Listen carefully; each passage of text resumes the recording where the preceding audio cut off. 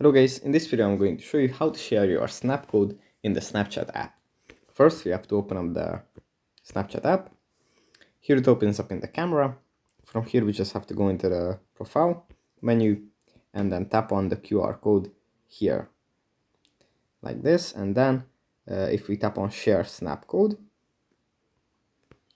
we can share the profile link with these options. You can send it on WhatsApp, on Messages, on Messenger, on Linktree, and we even have some more options which we can access by tapping on more. That's one way. We can also save it to our camera roll. We can share our profiling by copying it and then pasting it into a conversation.